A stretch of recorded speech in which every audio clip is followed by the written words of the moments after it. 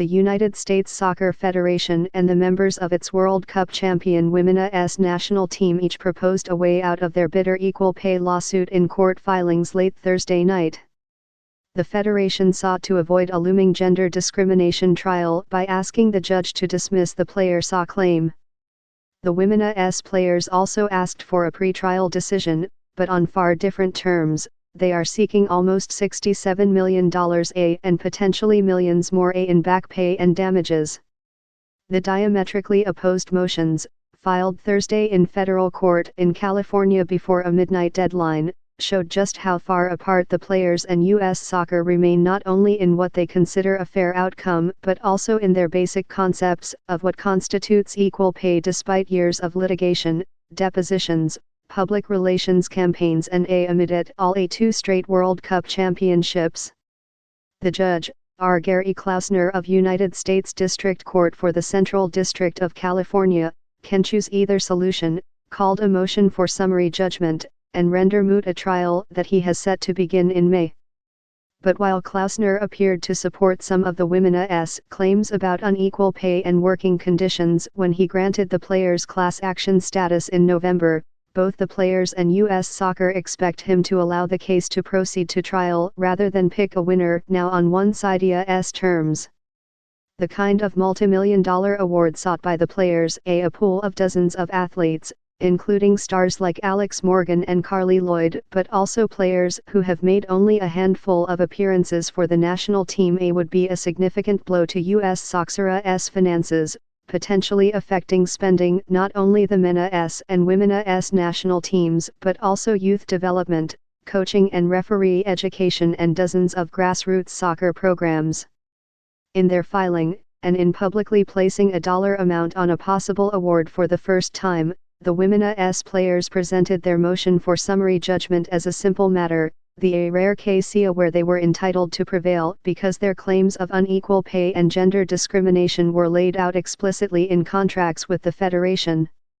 There are no genuine issues of fact to prevent the core issues of USSFA's liability for wage discrimination from being decided in plaintiffs' favor now, the players' lead lawyer, Jeffrey Kessler, wrote, citing as support the words of current and former U.S. soccer officials and even a recent statement from the Men's National Team Players Union, saying the Federation's action were in clear violation of federal law, specifically the Equal Pay Act and Title VII. An expert hired by the players calculated an award of back pay and damages of $66,722,148, with more to be sought in punitive damages at trial in May.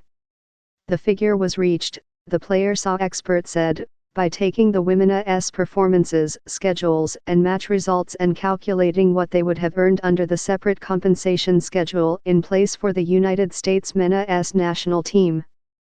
Calculations like those, U.S. Soccer has long argued, are inaccurate and unfair because they include World Cup bonuses paid by FIFA, the sport's global governing body, for the far more lucrative Men's World Cup.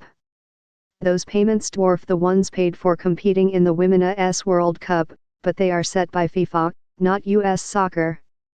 In bolstering their case, the players' lawyers quoted comments by U.S. Soccer's current president, Carlos Cordeiro, and his predecessor, Sunil Gulati, that they said proved the federation was guilty of gender-based decision-making. U.S. Soccer's filing countered by quoting the star midfielder Megan Rapinoe, an outspoken advocate for the players' cause. In the quote, she praised the Federation's long support for women's soccer generally and for the national team specifically, and said comparing the jobs of the women with the men was just apples and oranges.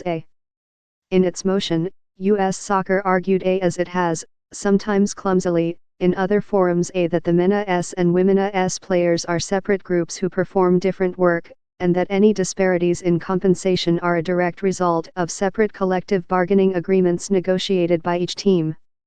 As a result of the collective bargaining process, the WNT players obtained many contract terms the MNT players do not enjoy in their contract, U.S. Soccer said, listing, among other items, guaranteed club salaries, maternity and child care benefits, and severance pay when they are no longer on the team.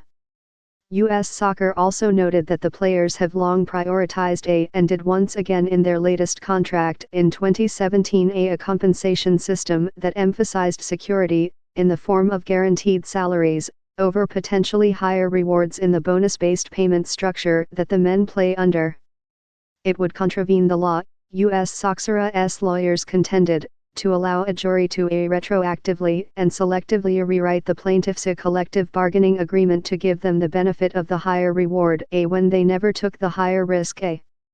In fact, U.S. Soccer argued, the players on the women's team have actually been paid millions of dollars more than their men's counterparts by the federation in recent years, $37 million for the women, when their club salaries were included, to $21 million for the men. But that calculus, too, is misleading. The players earn their club salaries by playing dozens more games than the men do, and the calculation covers a time period in which conveniently for the federation the women have earned two multimillion-dollar FIFA bonuses for winning the World Cup while the men missed the 2018 World Cup, and thus received no FIFA bonus at all. As in 2016, the women's players, by pressing their cause, risk seeing their bid for equal pay becoming entangled with their preparations for the Summer Olympics. Earlier this month, the United States qualified for the Tokyo Games by winning a regional championship. In March and April, the team will play a series of matches against top rivals, also headed to Tokyo including England, Japan, Brazil, and Australia all while the American players, united in the equal pay fight, maneuver against one another to try to secure one of the 18 places on the Olympic roster. Then, if Klausner takes no action on the dueling motions for summary judgment, the sides are set to meet in his courtroom on May 5.